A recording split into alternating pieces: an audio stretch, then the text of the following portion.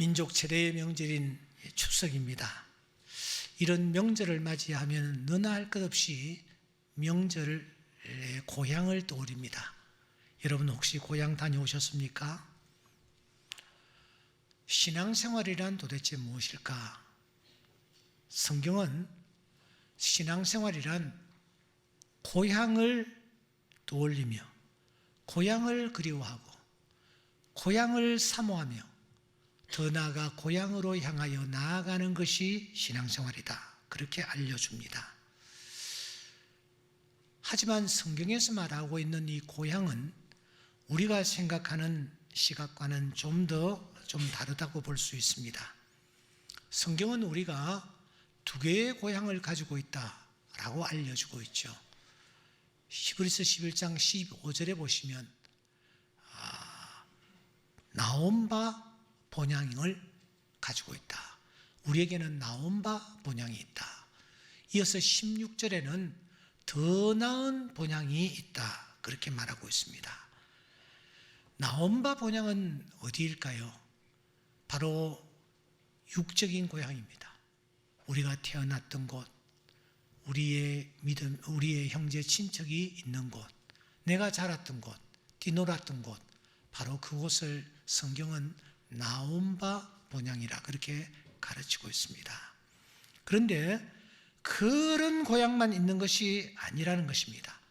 더 나은 본향이 있다라는 것입니다. 더 나은 본향이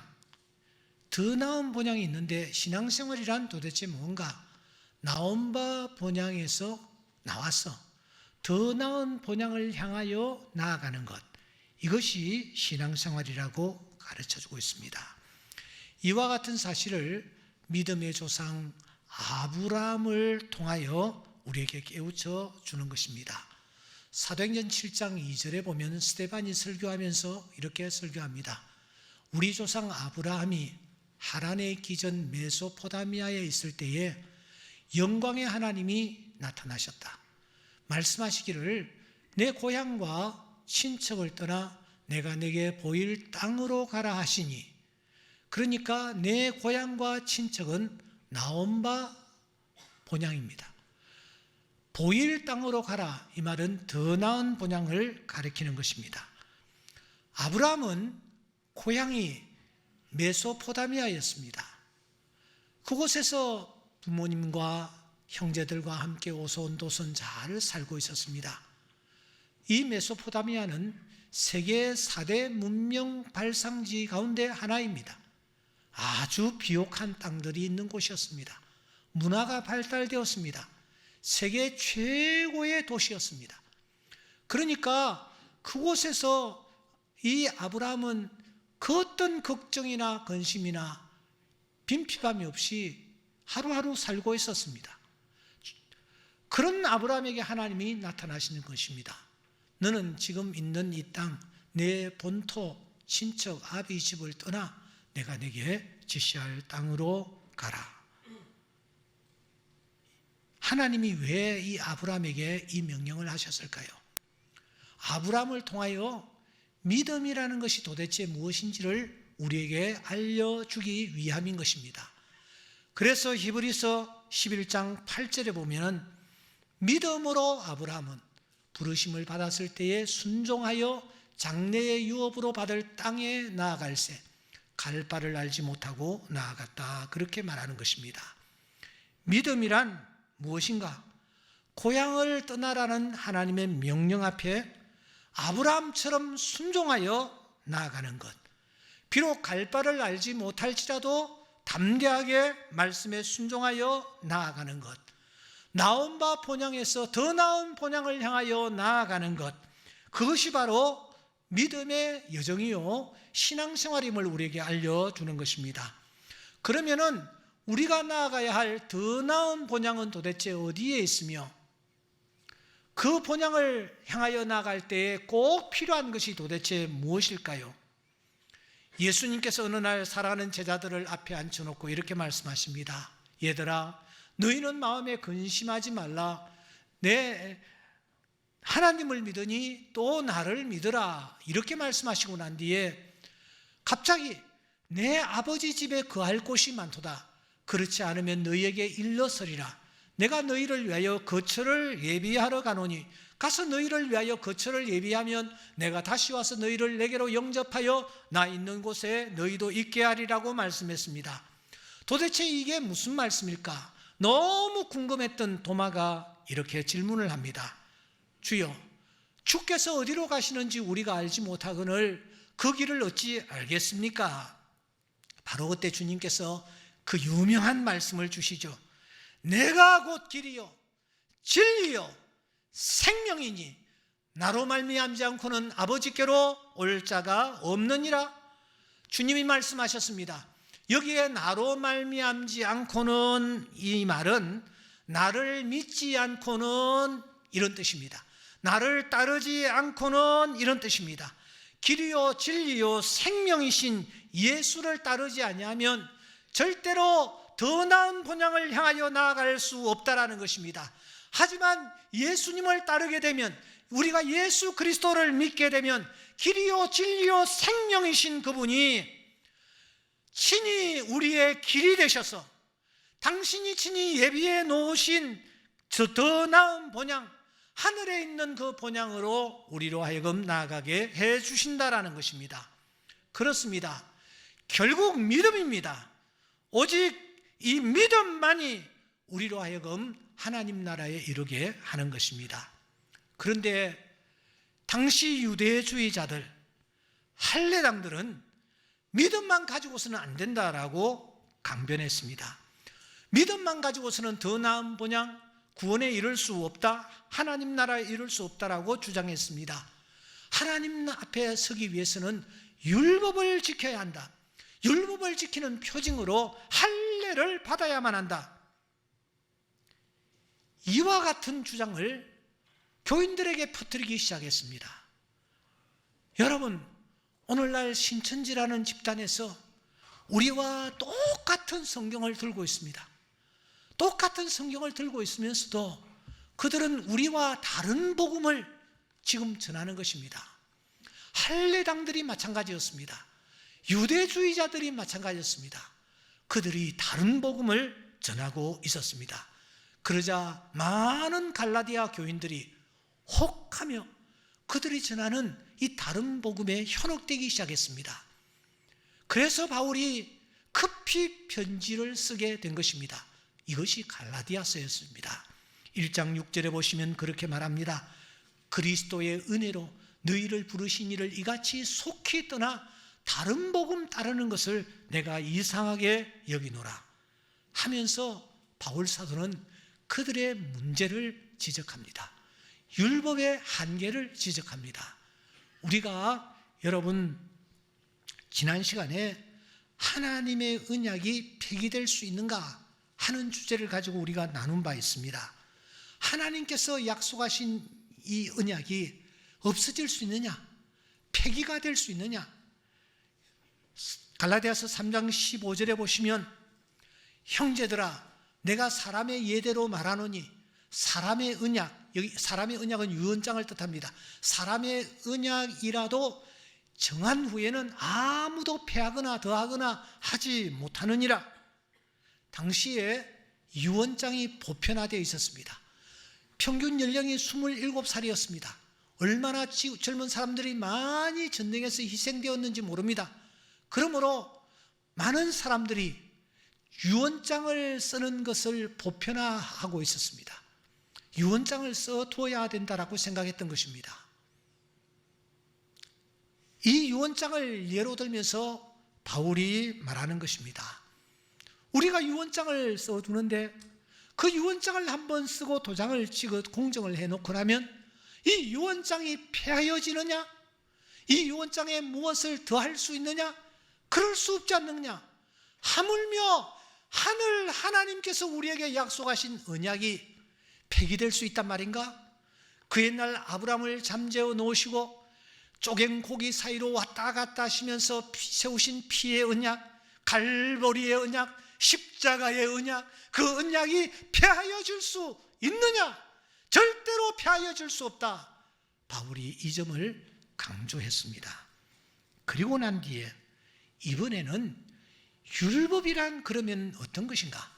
너희들이 생명처럼 사랑하고 중하게 여기는 율법이란 도대체 어떤 것이라고 생각하는가? 이 부분에 대해서 바울사도가 논증을 시작하는 것입니다. 여러분 3장 24절은 굉장히 중요한 말씀입니다. 우리 한번 또박또박 읽어보기를 바랍니다. 이같이 율법이 우리를 그리스도께로 인도하는 초등교사가 되어 우리로 하여금 믿음으로 말미암아 의롭다함을 얻게 하려 함이라. 이같이 율법이 하면서 율법을 설명합니다. 율법이 뭐냐? 율법은 초등교사와 같다. 그렇게 설명을 합니다.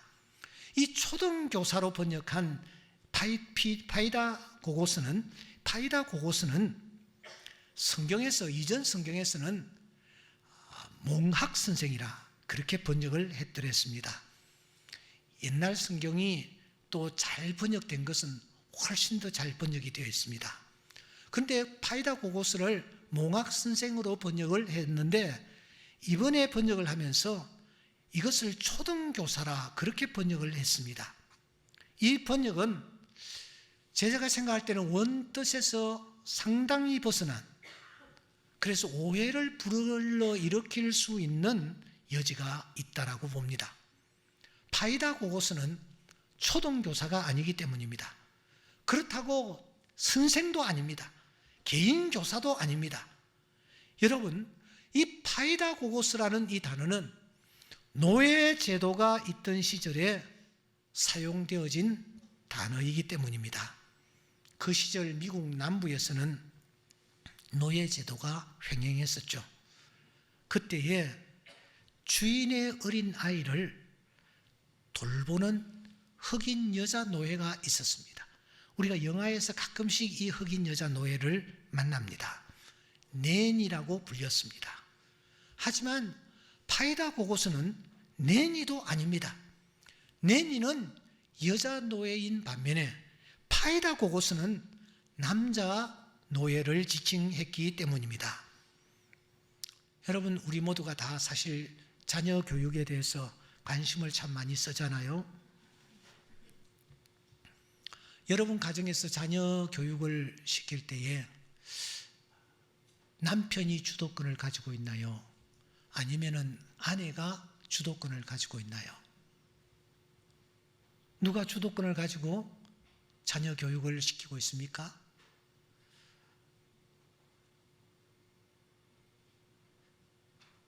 노벨상을 수상한 사람들이 있습니다. 정말 훌륭하게 자녀를 잘 키웠죠. 그래서 그 자녀가 노벨상을 수상하게 된 겁니다. 세월이 꽤 흘렀지 않습니까? 얼마 전에 이 노벨상을 지금까지 수상한 사람들의 가정을 심층 분석한 자료가 나왔습니다. 도대체 이렇게 훌륭한 자녀가 이렇게 그 가정에 이렇게 성장하게 된 것은 아버지 때문일까? 어머니 때문일까?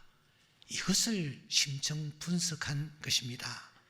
그런데 심층 분석한 결과 흥미로운 통계가 나왔습니다. 그것은 노벨상을 수상한 그 가정에 어머니의 역할이 별반 드러나지 아니했다라는 것입니다. 반면에 아버지가 중요한 역할을 했다라는 것이 밝혀졌습니다. 그러면 그 아버지가 하신 역할은 도대체 무엇이었을까요? 그것은 아버지가 일찍 죽었다라는 것입니다.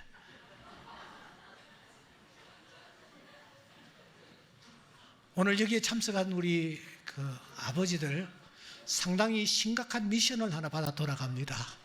내가 내 아이의 장래를 위해서 나는 도대체 어떻게 할 것인가? 어떤 결단을 내릴 것인가? 여러분 심각하게 고민하고 결행하시기를 바랍니다. 그 당시에는 자녀들 교육을 아버지가 책임을 졌다고 합니다. 그런데 상류층 가정의 이 아버지들 말입니다. 공무에 무척 바빴겠죠. 그래서 자기 자신을 대신해서 아이를 키우고 돌볼 남자 노예를 따로 두었습니다. 이 노예가 바로 파이다고고스였습니다. 그러니까 파이다고고스는 훈육노예라고 할 수 있습니다. 초등학교 교사가 아닙니다. 초등학교 선생님이 파이다고고스가 아닌 것입니다. 훈육노예입니다. 이 노예는 아이에게 예절을 가르칩니다. 그리고 아이가 학교에서 배운 읽기와 쓰기를 잘할 수 있도록 도와줘야 하기 때문에 아이를 잘 가르칠 수 있도록 헬라어를 제대로 구사할 줄 알아야 합니다. 예의 범절이 있어야 합니다. 파이다고고스는 온종일 아이와 함께 하는 것입니다. 세수를 하고 옷을 입혀 학교에 데려갑니다. 점심시간에는 다시 아이를 데리고 와서 점심을 먹게 하고 다시 학교에 데려갑니다. 오후 수업을 또 받게 하겠죠. 기가 후에는 이 아이와 놀아주기도 합니다. 친구들과 함께 놀 때는 아이를 계속 곁에서 관찰하다가 혹시 잘못된 말을 내뱉거나 행동을 하게 되면 깨우쳐 주는 것입니다. 이렇게 이 파이다고고스는 아이를 끊임없이 지켜보면서 아이를 대신해서 아이의 행동을 규제하고 교정하는 일을 했습니다. 만일 아이가 그의 가르침과 구중에 순응하지 아니하면 체벌을 가할 수도 있었습니다. 일반 다른 노예들은 상상할 수 없는 일이죠. 여러분, 파이다고고스는 허락된 범위 내에서 자기 주인 아이에게 체벌을 가할 수 있는 것입니다. 노예이면서 말입니다. 하지만 아이는 언제까지나 그 자리에 머물지 않습니다. 하루하루 성장합니다. 자랍니다. 그러다가 어느 날 드디어 성인이 되어 성인식을 하게 되면 성인이 되는 그 순간 파이다고고스의 직무는 끝이 납니다.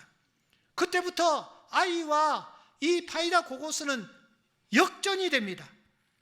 아이는 이제 그 집의 어엿한 상속자가 되고 파이다고고스는 노예로 다시 내려오는 것입니다. 이때부터 파이다고고스는 주인의 말씀에 순종해야 합니다. 성인이 된 상속자에게 절대 복종해야 합니다.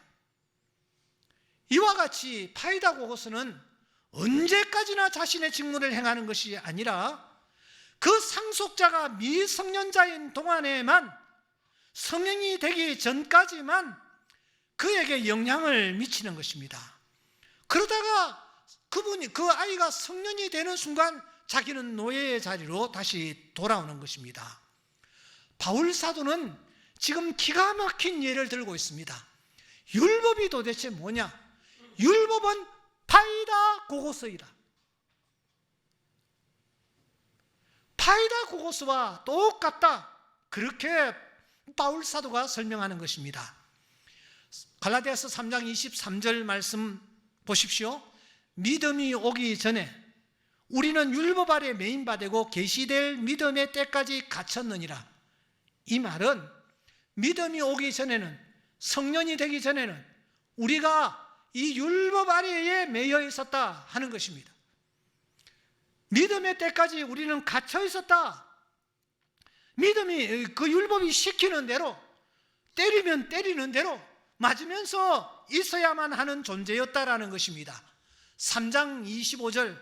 그런데 믿음이 온 후에는 우리가 초등교사, 다시 말하면 율법 아래에 우리가 놓여있지 아니하다. 파이다고고스 아래에 우리가 묶여있지 아니하다.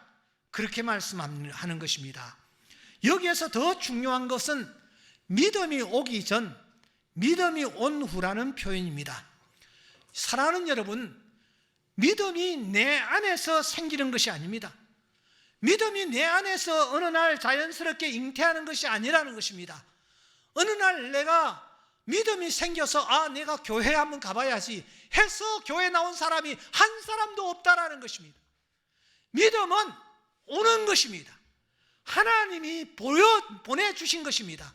믿음을 하나님께서 우리에게 주셨기 때문에 그 순간 우리가 믿음의 사람이 되는 줄 믿습니다. 이 사실을 바울 사도는 에베소서 2장 8절에서 이렇게 말합니다. 너희는 그 은혜에 의하여 믿음으로 말미암아 구원을 받았으니 이것이 너희에게서 난 것이 아니로 뭐라고요? 하나님의 선물이라고요. 하나님께서 우리에게 선물로 허락해 주신 것입니다. 그러면은 이 초등교사와 같은 율법은 어떤 역할을 하는가? 어디까지가 한계인가? 다시 24절을 보시기 바랍니다. 24절에 보시면 율법이 우리를 누구에게로? 그리스도에게로 인도하는 파이다고고스 초등교사가 되어 그렇게 말씀합니다. 이게 무슨 뜻입니까? 우리가 율법이 시키는 대로 지키려고 애를 씁니다. 주의를 지켜라. 주의를 지켜야지. 10의 1을 드려라. 10의 1을 드려야지. 도둑질하지 말아야지. 우상 숭배하지 말아야지. 율법이 끊임없이 우리에게 다가와서 우리로 하여금 이것 해라, 저것 해라, 이것 하지 말아라, 저거 하지 말아라, 그렇게 우리에게 명령합니다. 그때마다 우리는 그 율법을 지키려고 노력합니다. 결심합니다. 하지만 결과는 어떠합니까? 넘어지고 자빠질 뿐입니다. 율법을 지키면 지킬수록 우리가 율법을 지킬 수 없다라는 사실을 절감하는 것입니다. 목사로서, 장로로서 하나님의 뜻대로 살아야지 하면서도 우리가 하나님의 뜻대로 살지 못하는 자신을 발견하는 것입니다. 그래서 우리는 이 율법 앞에서 나는 아무것도 할 수 없는 추악한 죄인이라는 사실을 깨달을 뿐입니다. 그래서 우리는 이 찬양을 부르지 않을 수가 없는 것입니다. 울어도 못하네, 눈물만이 흘러도 겁을 넣게 못하고 죄를 씻지 못하네, 울어도 못하네, 힘써도 못하네, 참아도 못하네. 할 수 없는 죄인이 흉한 죄에 빠졌어 어찌하니 죽을까? 참아도 못하네. 우리는 이 찬양을 하나님 앞에 드리지 않을 수가 없는 것입니다. 이런 우리에게 율법이 누구를 소개합니까? 예수님을 소개하는 것입니다. 십자가에 달려 돌아가신 예수님, 그 예수님을 믿는 믿음의 사람은 믿음으로 의롭게 된다라는 이 놀라운 사실을 우리에게 알려주는 것입니다. 이 길이 유일한 길임을 우리에게 알려주는 것입니다. 그래서 우리는 드디어 4절 이 찬양을 하나님 앞에 올립니다. 믿으면 되겠네. 주 예수만 믿어서 그 은혜를 힘입고 오직 주께 나가면 영원 삶을 얻네. 십자가에 달려서 예수 고난 당했네. 나를 구원하시리 예수밖에 없네. 할렐루야, 할렐루야, 할렐루야. 그러므로 율법이라는 것은 우리를 의롭게 하려고 존재하는 것이 아니라는 것입니다. 율법이라는 것은 내가 죄인이라는 것을 깨닫고 행위로 구원받는 것은 불가능하다라는 것을 깨닫게 해주는 그 무엇입니다. 율법은 그래서 하나님이 보내실 그리스도를 고대하고 그를 환영하고 그를 통해 구원받게 하려는 의도로 우리에게 주어진 것입니다. 율법을 가까이 하면 할수록 내가 무가치한 존재라는 것을 절감하면서 메시아 예수 그리스도를 바라보도록 하는 것이 율법인 줄 믿습니다. 때문에 율법은 우리를 그리스도께로 인도하는 초등교사, 파이다고고스라는 것이기 때문입니다. 그래서 이 율법은 우리를 찌릅니다.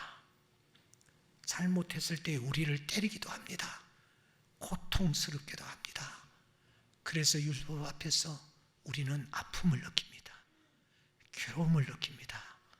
율법 앞에서 너무너무 힘들다라는 사실을 느낍니다. 하지만 이 율법으로 말미암아 구원자이신 예수 그리스도를 바라보게 되는 줄 믿습니다. 지난 주일 3부 예배를 제가 마치고 위로 올라가니 누군가가 이 봉투를 하나 저에게 건넸습니다. 담임 목사님께 전달해 달라라는 부탁을 받았다라는 것입니다.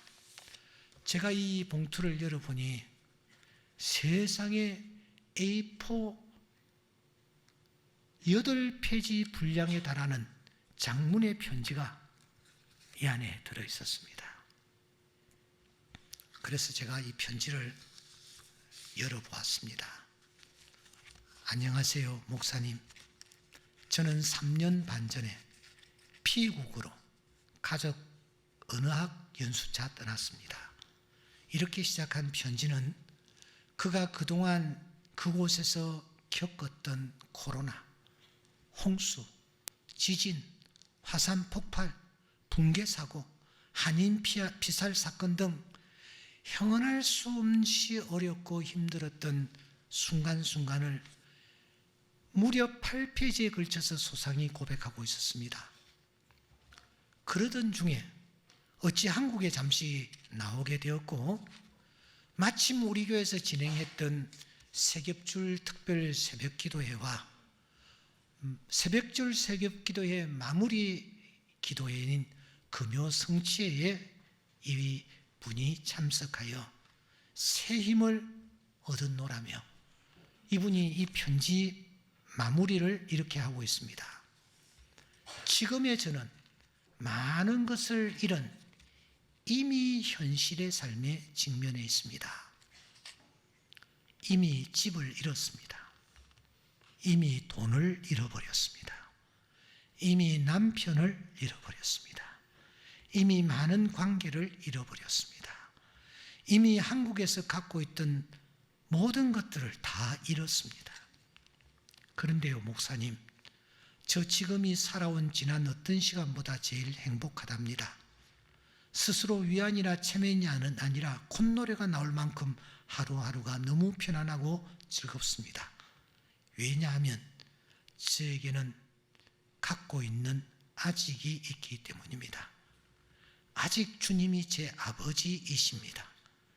아직 키울 수 있는 딸이 제 곁에 있습니다. 아직 건강이 제게 있습니다. 아직 할 수 있는 일이 제게 있습니다. 아직 함께 해주는 믿음의 동력자가 있습니다. 아직 사랑을 할 수 있는 마음이 있습니다. 아직. 너 지금 임의에 있지만 아직을 더 많이 갖고 있다? 너도 그걸 알지? 너의 아직이 얼마나 소중한 것들인지 아니?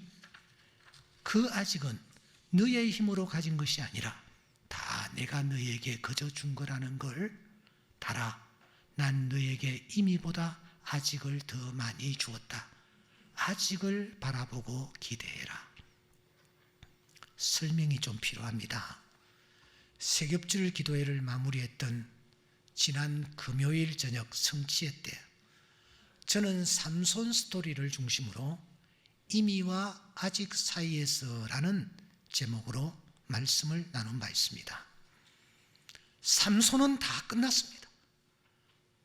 머리도 깎이고 힘도 사라졌습니다. 눈까지 뽑혔습니다. 쇠사슬에 묶인 채 감옥에 갇혀 있습니다. 그런 삼손을 여호와께서도 떠나버리셨습니다. 이미 다 끝났습니다. 하지만 이 삼손은 절체절명의 상황에서도 포기하지 않습니다. 눈을 뽑힌 상태에서 그래도 나에게 손은 있지 않는가 하면서 더듬거리며 기둥을 찾고 있습니다. 모든 사람들이 다 떠난 상황에서도 그래도 나를 도와줄 사람이 있지 않는가 하고서는 연약한 소년을 붙잡습니다. 무엇보다도 이미 자기를 떠나버리신 하나님을 삼손은 다시 찾는 것입니다. 그때 어떤 일이 일어났습니까? 어떤 일이 도대체 삼손 앞에 일어났습니까? 믿음이 무엇입니까? 왜 하필이면 삼손을 믿음의 대표주자로 우리 앞에 내세우시는 것입니까? 성경에는 2850명의 수많은 사람들이 등장하고 내노라 하는 사람들이 등장합니다. 아벨, 에녹, 노아, 아브람과 같은 당당한 사람들이 등장합니다. 그런데 왜 하나님께서는 오늘 우리를 향하여 너희들이 삼손을 본받아라, 삼손의 이 믿음을 본받아라, 왜 우리에게 이렇게 도전하시는 것입니까? 여러분, 삼손에게 배울 것이 하나라도 있습니까? 그의 행동을 통하여 우리가 배울 것이 무엇이 있습니까? 나시린으로 태어났지만 그의 삶은 엉망진창이었습니다. 그런데 왜 이 삼손을 믿음의 반열에 세우시는 것입니까? 아벨과 같이, 아브람과 같이, 에녹과 같이, 노아와 같이 당당하게 걸어가게 하시는 것입니까? 바로 이것입니다. 하나님께서 이 삼손을 세우시는 것은 믿음이 도대체 무엇이냐를 우리에게 알려주시기 위함인 것입니다. 믿음이 무엇입니까? 임의가 더 가까이에 있지만 아직을 바라보며 나아가는 것, 그게 믿음이라는 것입니다. 믿음은 10의 1을 드리고 주일 예배를 거룩하게 드리고, 이게 믿음이 아니라는 것입니다. 믿음은 내 삶의 현장에서 임의가 내 가까이에 있지만 아직 저 멀리 있는 아직을 바라보며 나아가는 것, 이것이 믿음임을 우리에게 알려주시기 위해서 히브리서 11장 이 믿음의 장에 삼손을 당당히 세우는 것입니다. 이 삼손 스토리는 신약에 와서 달란트의 비유로 이어집니다. 세 종류의 사람이 등장합니다. 하나, 둘, 그리고 5달란트 받은 자입니다. 그런데 왜 하나, 셋, 5이 아닐까요? 왜 하나, 넷, 5이 아닐까요? 바로 이것이 우리가 풀어야 할 키포인트입니다. 셋 중에 중간에 있는 이 2달란트 받은 자가 바로 우리 한 사람 한 사람이기 때문입니다. 우리는 2달란트 받은 자입니다. 그렇다면 2달란트 받은 내가 서 있는 위치는 도대체 어디란 말입니까? 자세히 보십시오. 그렇습니다. 1달란트 바로 곁에입니다. 1달란트 쪽으로 치우쳐 있습니다. 1달란트 받은 자는 어떤 자입니까? 이 사람은요, 게으릅니다. 악합니다. 의욕을 상실하고 인생을 포기해버렸습니다. 무엇보다도 주인을 향하여 당신은 독한 사람이라, 굳은 사람이라 하며 주인에게 불평과 원망을 쏟아놓는 사람입니다. 왜 다른 사람들은 잘 풀려나가는데 나는 이 모양 이 꼴이냐고 하나님을 향하여 삿대질을 하고 있는 사람입니다. 그런데 2달란트 받은 이 사람이 지금 어느 쪽에 치우쳐 있습니까? 1달란트 받은 사람 쪽에 치우쳐 있습니다. 누구를 더 닮기 쉽다라는 것입니까? 누구의 영향을 더 많이 받을 수 있다라는 것입니까? 5달란트가 아닙니다. 1달란트 받은 자의 영향을 더 많이 받을 수 있는 그런 위치에 있습니다. 그런데 바로 그 상황에서 2달란트 받은 자는 어떻게 합니까? 마태복음 25장 17절에 보시면 2달란트 받은 자도 그같이 하여 그렇습니다. 그는 가까이에 있는 1달란트 그 사람을 닮으려고 하지 않습니다. 그 사람이 영향을 받으려고 하지 않습니다. 저 멀리 5달란트 받은 자를 받아봅니다. 그같이 하여 그 사람처럼 행동하고 그 사람처럼 닮으려고 하는 것입니다. 그 사람처럼 부지런하게 최선을 다하는 것입니다. 자기가 받은 것은 2달란트에 불과하지만 5달란트 받은 사람처럼 행동하는 것입니다. 그 사람처럼 땀을 흘립니다. 그 사람처럼 씨를 뿌립니다. 그 사람처럼 열심히 일하는 것입니다. 여기에 1달란트 받은 자는 임의를 뜻합니다. 임의. 5달란트는 아직을 뜻합니다. 우리는 임의와 아직 사이에 있습니다. 아니, 우리는 임의 쪽에 더 가깝게 서 있습니다. 끝났다. 포기해라. 손 틀어라. 더 이상 헛수고하지 말라. 이런 사탄의 꾀임이 확성기로 내 길을 찌릅니다. 하지만 여기에 등장하는 삼손은 아직을 바라보는 것입니다. 아직 끝이 아니잖아. 아직 기둥이 있잖아. 아직 나를 도와줄 아이가 있잖아. 무엇보다도 하나님 계시잖아. 아직 포기해서는 안 돼. 내일 일을 알 수 없잖아. 삼손은 이 두 사이에서 아직을 바라보는 것입니다. 그리고 그쪽을 향하여 나아갑니다. 2달란트 받은 자도 마찬가지입니다. 5을 바라봅니다. 그같이 하는 것입니다. 그 결과 결국은 이 5달란트 받은 자가 받아 누리는 상급과 칭찬과 축복을 받아 누리는 것입니다. 잘하였도다 착하고 충성된 종아, 내가 작은 일에 충성하였으며 내가 큰 것으로 내게 맡기리니 내 주인의 즐거움에 참여할지어다. 사랑하는 성도 여러분, 바울은 자신이 두 사이에 끼어 있다라고 고백합니다.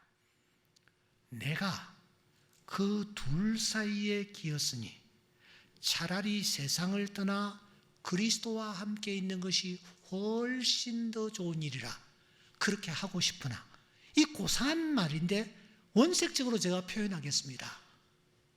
나 그냥 세상 끝내버리고 싶어. 세상을 떠났어. 무슨 말입니까? 더 이상 이런 세상 내가 살고 싶지 않아. 그냥 끝내버리고 싶어. 그런 생각이 여러분 저 깊은 곳에서 계속 솟아나는 것입니다.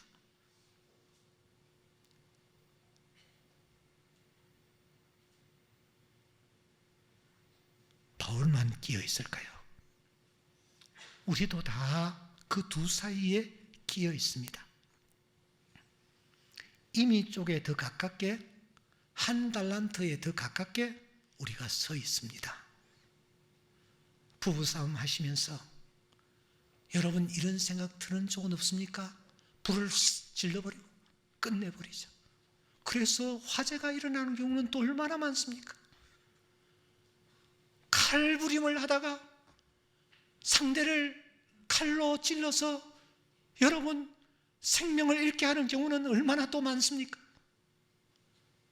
우리는 어디에 있는가? 우리는 두 사이에 끼어 있습니다. 그런데 이미 쪽에 더 가깝게 우리가 서 있는 것입니다. 바울은 이런 생각을 자주자주 한 것 같습니다. 고린도후서 5장 8절에 보면은 우리가 담대하여 원하는 바는 차라리 몸을 떠나, 이 무슨 말이에요? 이거 무슨 말이에요? 주와 함께 있는 그것이라. 그냥 인생을 끝내버리고 싶다라는 그런 생각이 자주자주 들었다라는 것입니다. 삶을 포기하고 싶다, 끝내버리고 싶다라는 뜻이 아닐까요? 하지만 바울은 그때마다 어떻게 합니까?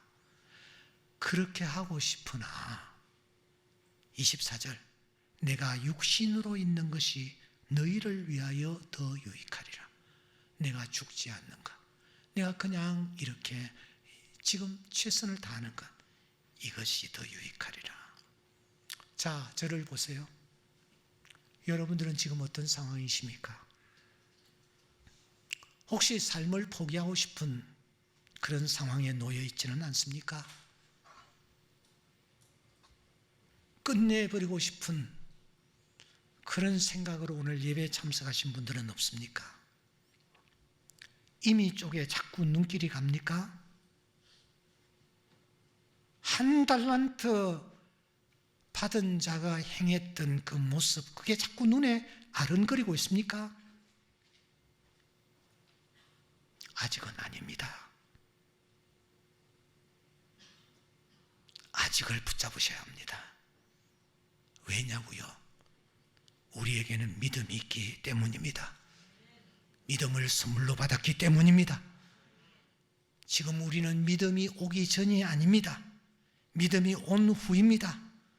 하나님께서 우리에게 금보다 귀한 믿음을 선물로 주셨습니다. 믿음이 무엇입니까? 어떤 상황일지라도 아직을 붙잡는 것입니다. 5달란트 쪽을 바라보는 것입니다. 지금 두 사이에 기어 있는 나는 어느 쪽을 바라보고 있습니까? 가까이에 있는 임입니까? 멀리 있는 아직입니까? 가까이에 있는 한 달란트입니까? 멀리 있는 5달란트입니까? 아직 포기하지 마십시오. 5달란트를 바라보십시오.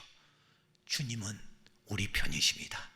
삼손을 마지막 극적인 상황에서 그에게 찾아오셔서 함께 하셨던 하나님, 내 아버지가 되시는 줄 믿습니다. 이 하나님을 바라보며 믿음으로 나아가기를 결단하는 오늘 귀한 시간 될 수 있기를 주의 이름으로 축원합니다. 기도드리겠습니다.